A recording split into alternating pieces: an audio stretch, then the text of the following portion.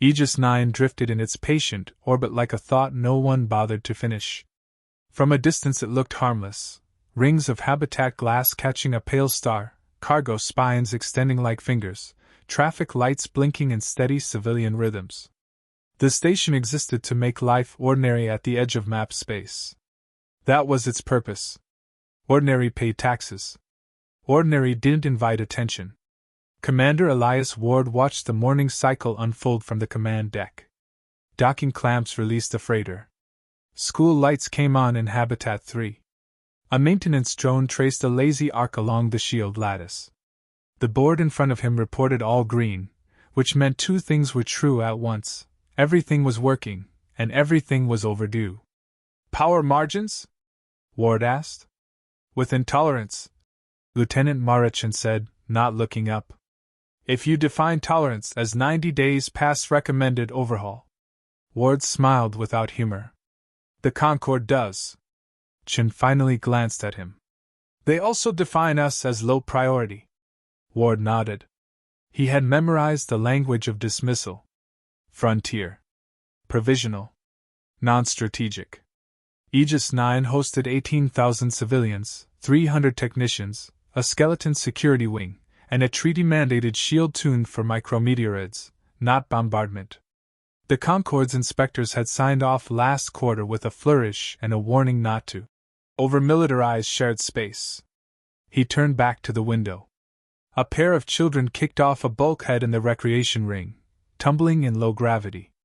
Their laughter carried through the open channel, a brief, human noise in a vacuum that did not care. Long range? Ward asked. Chen hesitated. Sensors flagged transient ripples beyond the heliopause. Could be freight lanes bleeding through. Could be nothing. File it, Ward said. And forward a courtesy ping to Earth. She did. The system replied with a neutral acknowledgement. Non-hostile movement. Monitor and report. Do not provoke misunderstandings. Ward closed his eyes for a second. He had learned years ago that misunderstanding was a luxury for those who could afford it. The first alarm cut through the deck without warning. Not the soft chime of a systems advisory.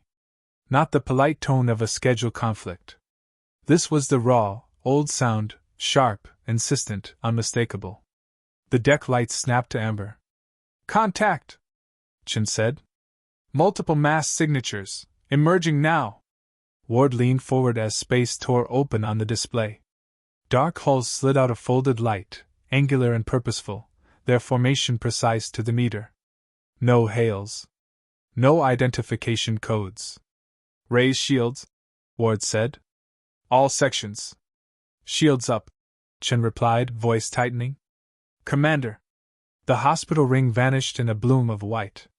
For a heartbeat, the command deck went silent. Then the casualty counter began to climb, numbers ticking so fast they blurred. Kinetic strike, Chen said. Direct hit. Medical sector. Ward's breath caught, then steadied. Route emergency power. Seal breached compartments. Get evacuation corridors open. Another impact rippled the station. A habitation dome screamed as its pressure failed, the sound carried through open channels, then cut off. Life support sabotage detected, an engineer shouted. They're targeting nodes. They're not firing blind, Ward said. They're reading us. The Veilthari fighters fanned out, their weapons precise, disciplined. They carved along the station's soft places, schools, clinics, residential spines, skirting the shield edges with practiced contempt. Point defense guns spun up and spat fire. Human countermeasures bloomed, improvised and stubborn. Drones were retasked. Industrial lasers were rerouted. The shield held longer than anyone had predicted. It wasn't enough. Evac shuttles launching, Chen said. We're getting civilians clear. Ward watched the first shuttle clear the ring, its engines flaring. A second later, it broke apart under focused fire. They're hitting the shuttles, Chen said, disbelief breaking through. Ward's jaw tightened. Mark every strike. Record everything.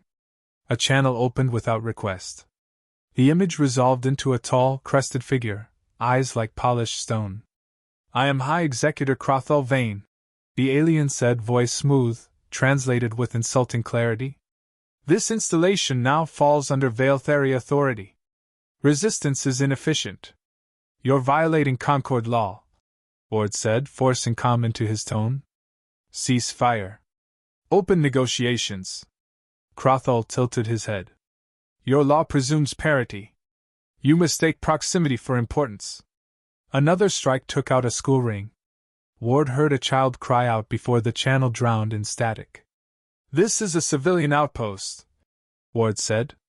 "You are killing non-combatants." "Yes," Crothall replied, untroubled. "Your species exhibits excessive attachment to soft targets. We are correcting a distribution error." The channel closed. Ward stood very still. Around him, officers moved with clipped urgency, hands flying, voices tight. He saw an engineer pull a stranger from a corridor, blood floating like dark petals in low gravity. He saw a medic drag a stretcher toward a door that would not open. "Commander," Chin said quietly. "They're not here for territory." "No," Ward said. "They're here to teach." A report flashed across his console, confirmed executions of medical staff. Targeted. Deliberate. He keyed a private channel. "All sections, prioritize data capture. Visuals. Telemetry. Nothing edited." "Sir?" Chen asked. Ward met her eyes. "We're done guessing." The shield flickered. Held. The station groaned, stubborn and fragile. "Prepare Protocol Black Atlas," Ward said. Chen's fingers froze above the console. "That requires proof," Ward finished. "You have it." She swallowed, then nodded. "Transmitting raw feed to Earth." Another impact shuttered the deck. The casualty counter rolled past a number Ward could not bring himself to read. Crothall's fleet continued its work, efficient, unhurried. The Veiltheri did not waste ammunition. They aimed where it hurt most and lingered just long enough to make sure the lesson stuck. Ward watched the station fight to breathe. He felt the weight of 18,000 lives press against a decision that could not be taken back. He opened a channel to all hands. "This is Commander Ward. We hold. We protect who we can. And we remember." Outside, Aegis 9 burned in clean, precise lines. "They weren't here to win a war," Ward said softly, to no one and everyone at once. "They were here to teach a lesson." Aegis 9 did not die quietly. What remained of the station fought with a kind of stubborn ingenuity that had never made it into Concord assessments. Cargo lasers were rethreaded through targeting matrices. Mining charges were repurposed into proximity traps. Civilian pilots flew shuttle frames like interceptors, skimming debris fields to draw fire away from evacuation corridors. None of it was elegant. All of it mattered. "Shields holding at 47%, Lieutenant Chen said. Her voice was steady, but her hands shook as she rerouted power again. "We can keep this up another 12 minutes. Maybe 15. Make it count," Commander Ward replied. A damage report scrolled past his vision. Habitat 3, compromised. Industrial spine, burned through. Medical ring, gone. The casualty counter had slowed, not because the attack had softened, but because there were fewer people left to count. An engineer cut into the command channel. "Commander, we've rigged the fabrication array. It won't punch through their hulls, but it'll blind their targeting for a few seconds at a time." "Do it," Ward said. "Cycle unpredictably."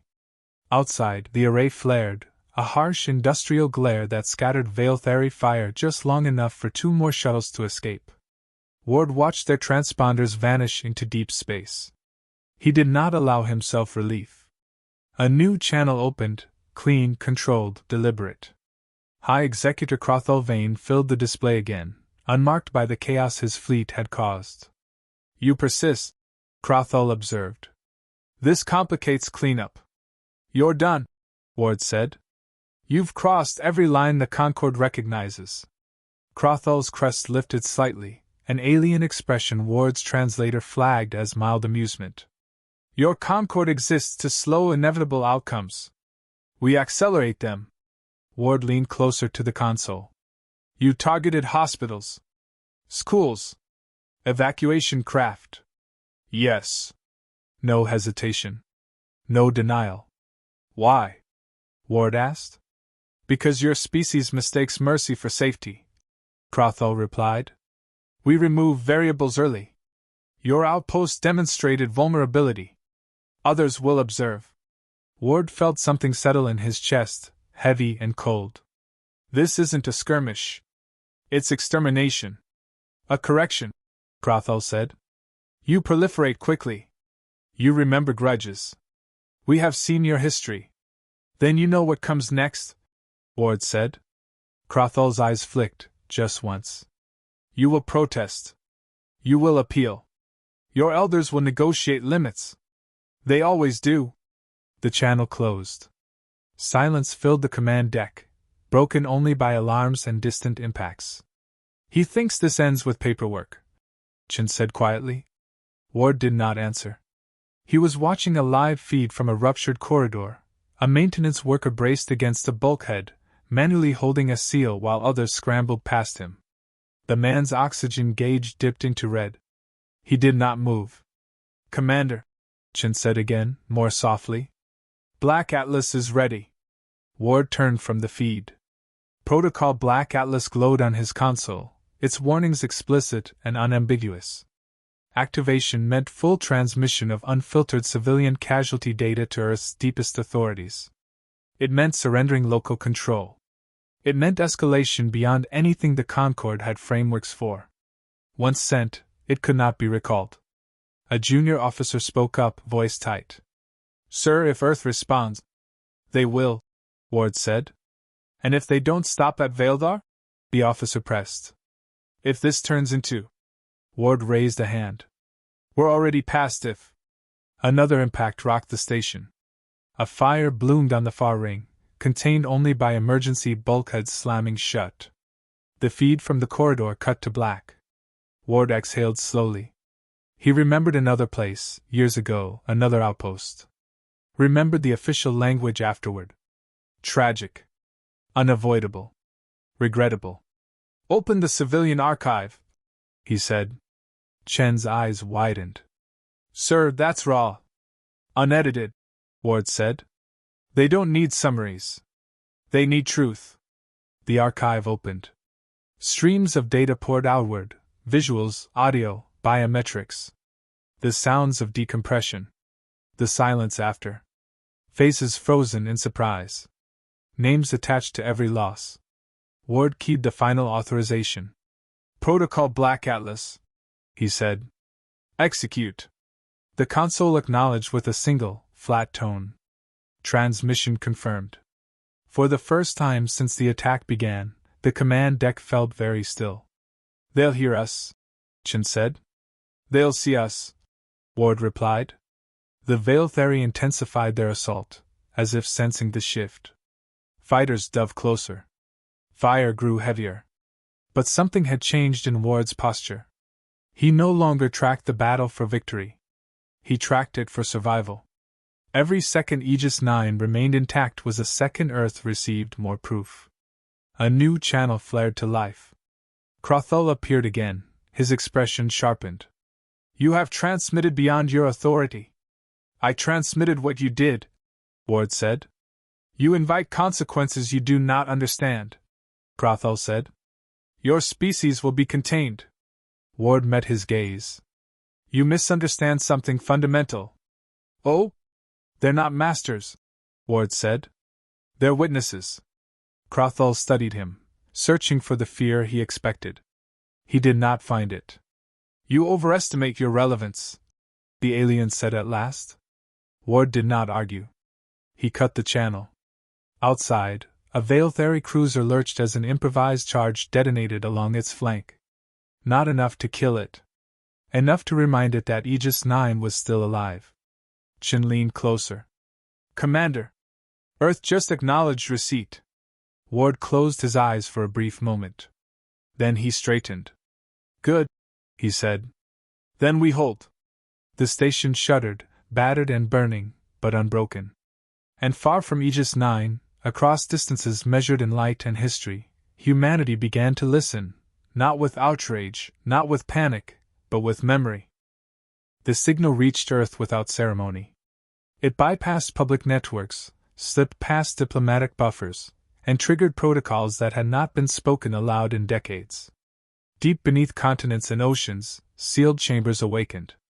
Screens illuminated faces that did not flinch easily. The unified Terran authority convened in emergency session. No anthem played. No formalities were observed. The first image filled the chamber, a corridor rupturing into vacuum, bodies tumbling as alarms screamed.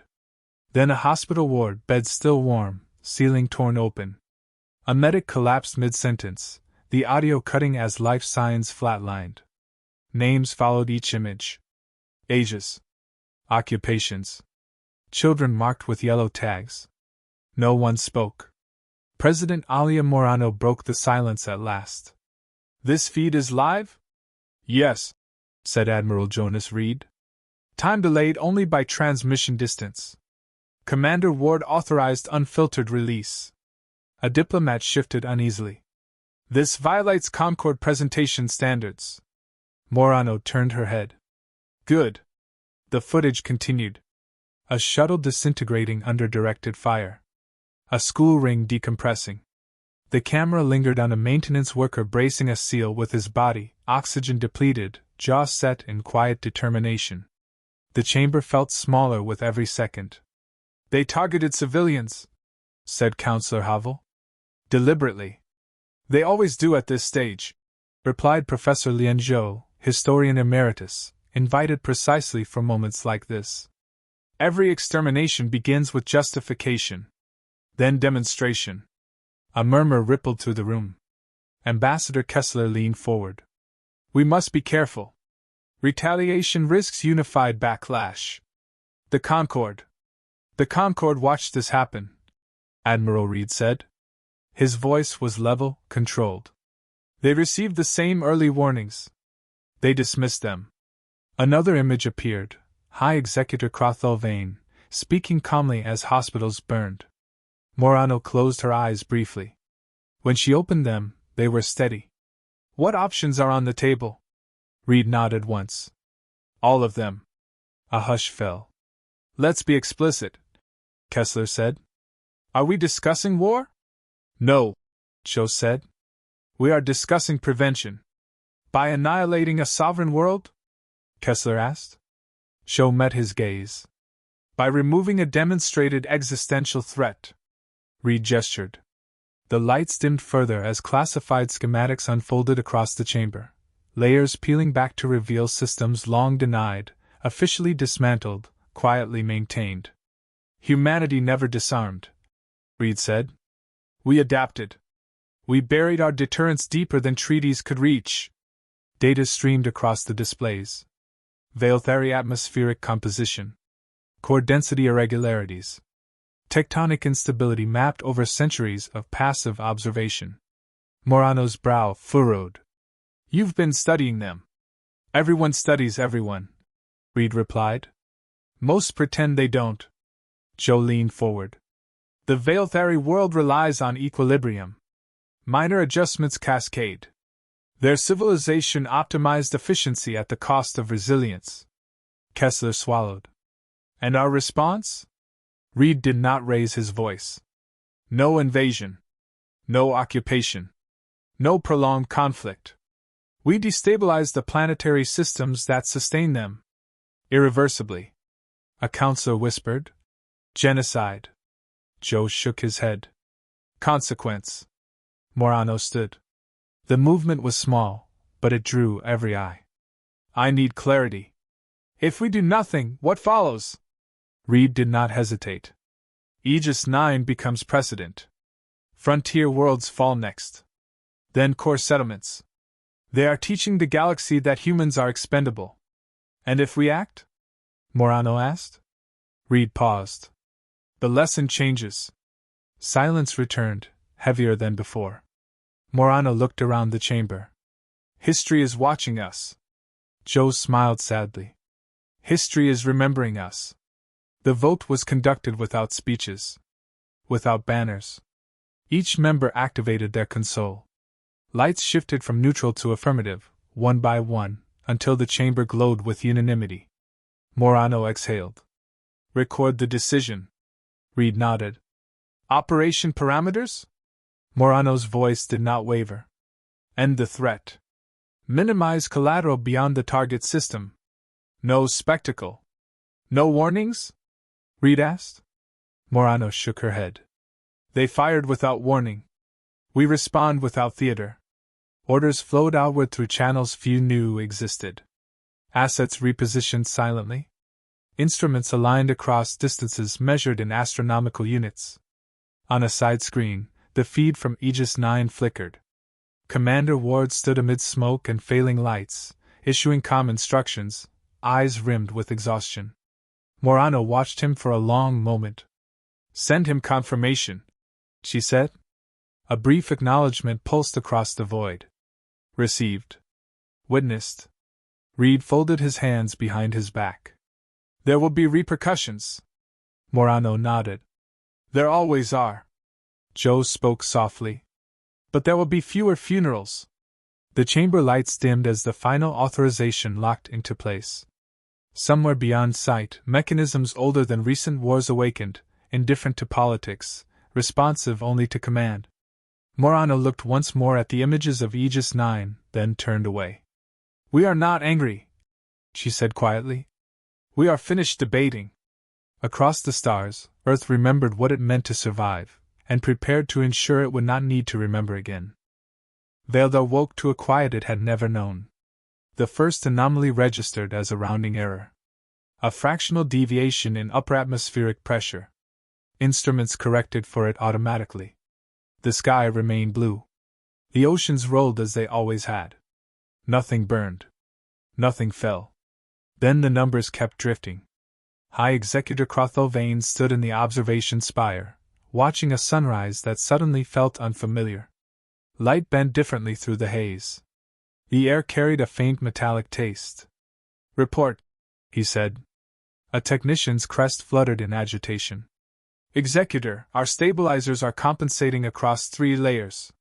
The variance is synchronized. By what cause? The technician hesitated. External influence. Crothall turned. Define external.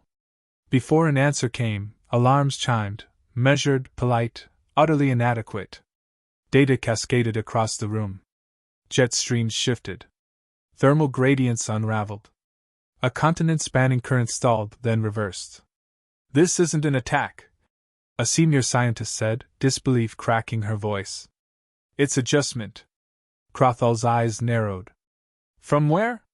The answer arrived without words. Subspace ripples laced the planet's magnetosphere, delicate as lace, vast as a net. No ships appeared. No weapons fired. The influence was everywhere at once. They're touching the system itself, the scientist whispered. Across Veldar, emergency councils convened. Governors demanded clarity. Militaries scrambled assets that found nothing to target. Sensors screamed into emptiness. Crothall opened a priority channel. Locate the human fleet. There is none, came the reply, thin with panic. No formations. No signatures. The first ocean began to steam. Not boil, steam. Heat rose from the depths in rolling curtains, disrupting weather patterns that had been stable for millennia. Storms collided where they had never met. Rain fell where deserts had ruled. Cities flickered as power grids strained against demands they had never anticipated. Transport stalled. Food distribution faltered. This is reversible, Crothall said, more to himself than anyone else. They will negotiate. Another report cut in. Executor, tectonic sensors indicate harmonic resonance in the mantle. Crothall's breath caught. Harmony was not a word scientists used lightly. The core followed. Not with an explosion. With a decision. Convection patterns shifted, subtly, inexorably. The planet's heart fell out of rhythm with its crust. Mountains groaned. Seas withdrew, then surged back in walls. Veildar screamed. Crothall stared at the data until comprehension arrived like a blade. This was not punishment. It was removal. Earth was not striking at cities or fleets. It was unmaking the conditions that allowed Veildar to exist. He opened a channel, voice sharpened by urgency. This is High Executor Crothall Vane. We request immediate negotiations. The channel remained silent. Human authority, he said louder. We concede territorial claims. We offer reparations. Nothing. Cease this, Crothall demanded. This response is disproportionate. At last, a transmission appeared, not directed to him, but to the galaxy. A single sentence. This response was proportional. Crothall felt something he had not felt in decades, fear, clean and absolute. Across the stars, the Galactic Concord convened in emergency session. Delegates arrived late, voices subdued. Screens showed Veildar's skies roiling, continents fracturing, oceans choking the air with vapor. No one argued. On Aegis 9, the firing stopped. Commander Ward stood amid the wreckage of the command deck, listening as the last Veilthari signatures vanished from sensors. The station still burned, but the silence was real this time. Commander, Chin said softly. Long-range feed, it's Veildar. Ward watched as the planet convulsed, systems failing in elegant, terrifying sequence. He felt no triumph. Only a hollow, steady ache. They did this to themselves, Chin said, as if convincing herself. Ward nodded. They chose the lesson. Days later, Earth received him without ceremony. No parades. No speeches. A quiet room. A handshake. Eyes that understood. President Morano met his gaze. You did what you had to. Ward looked past her, through glass at a city that still breathed. So did you. In the Concord's archives, humanity's classification changed. Not conqueror. Not aggressor. Strategic absolute. A species that did not threaten lightly. A species that answered questions permanently. Ward returned to Aegis 9 as reconstruction began. New rings took shape. Children laughed again, cautiously at first. Names were etched into memorials. Lessons were etched deeper. One evening, as the station settled into a new orbit, Chin joined him by the viewport. Do you think they'll remember? She asked. Ward watched the stars, indifferent and endless. They already are. Somewhere, a world died without spectacle. Somewhere else, a frontier lived on. Humanity did not celebrate. It simply endured, and the galaxy learned what that meant.